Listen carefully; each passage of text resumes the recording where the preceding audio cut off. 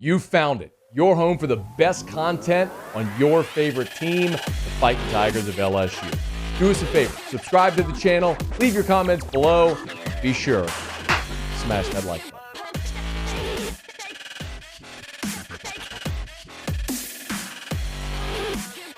So, yes, there was an LSU players-only meeting. Yes, apparently Monday. I was asked about that this morning. Did an interview with Peter Burns and Dari Noka on Sirius XM on SEC this morning. And I kind of feels like receivers and quarterbacks talk all the time and not really worried about it. If LSU were losing and they were having that meeting, that would be more concerning. This more feels like, hey, let's get this thing going in the right direction offensively because you got some potential maybe to pull off a pretty special win on Saturday in Tiger Stadium if you're able to get it. And a big part of that will be Kayshon Boutte.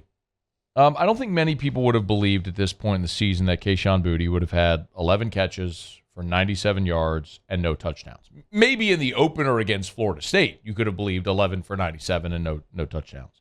But not cumulative statistics through 5 games. But that's where Kayshon stands. I asked Brian Kelly about that on Monday. And it was interesting because he could have taken that a lot of different directions. But the way he kind of started the answer was by talking about Kayshon's draft status. And here's what Brian Kelly said on Monday. Numbers are numbers. At the end of the day, he's going to continue to play this game at the next level, and the numbers won't dictate where he gets drafted. It's his ability to continue to play the game at the highest of levels. And when you turn on the film and he's running full speed and he's beating guys and the ball didn't come to him for some whatever reason, that's out of his control. So what Kayshon continues to do better each and every week is he controls what he can control. And he does that in practice now, and he does that in games. Would he like the ball more? Absolutely. Would I like to get it to him more? Absolutely. And Brian Kelly, true to form, said numbers are numbers, and they won't control where or dictate where Kayshon gets drafted.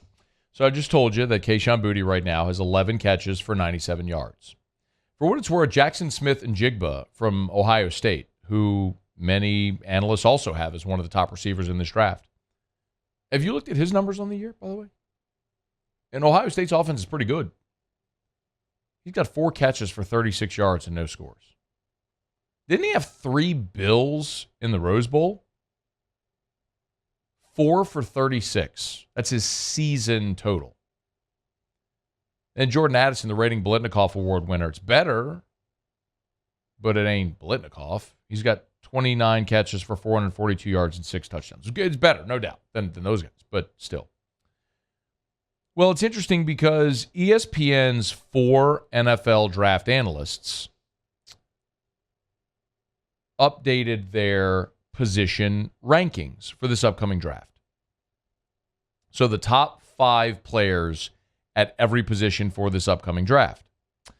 And so naturally I scrolled to receiver, and I wanted to see what Kiper and McShay and Reed and Miller all had to say about the receiver rankings. And if Kayshon's slow start, and how some people have said, well, Kayshon, bad attitude, yada, yada, yada, all that stuff, is that actually weighing on him? Is that actually hurting his draft stock?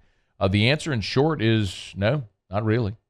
The 4 draft analysts, if you look at their positional rankings and you go to receiver, Mel Kiper has Kayshon Boutte ranked as the 3rd best receiver in the draft still.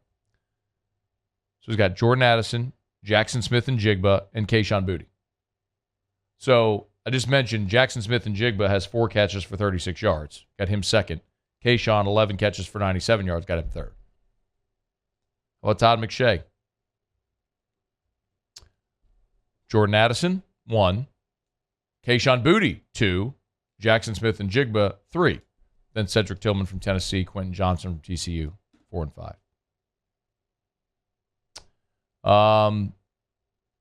The other two draft analysts, Reed has Addison 1, Kayshon Boutte 2, Jackson Smith and Jigba 3. You noticing a theme here?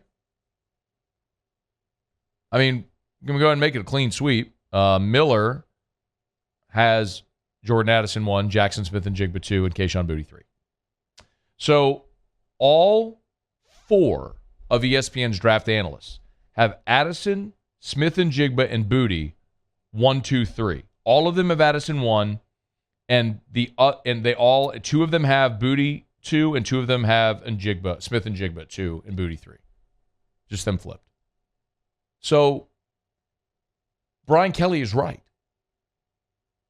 Kayshon's production or lack of productivity to this point isn't going to cripple his draft stock. I mean, Jamar Chase didn't play the 2020 season and was still the 5th overall pick in the draft. Because when you turn on the tape, you can see what he's capable of. And then when he goes to a workout and runs what he's going to run, and they measure him and see the physicality and talk to him, they're going to say, oh, yeah, okay. Yeah, he's worthy of a first-round pick. And he's going to be. So I thought Brian Kelly's answer to the question was perfect. Do you want to get Kayshon the ball more? Of course. Does he want the ball more? Absolutely. But he's being a good teammate, despite what some of you may think, watching a sideline shot of Jaden Daniels talking to Kayshon Boutte, and some of you just make the assumption that he's being a bad teammate. Who knows what they're talking about? It's an intense moment on the sideline. But everything I've been told from everyone associated over there is he's locked in, man. They're good. They're in a good space. So just love to see him get going. Hopefully this is the weekend that they do. Hey, thanks so much for watching. Please leave your comments. I love to interact. And be sure to hit the red subscribe button below.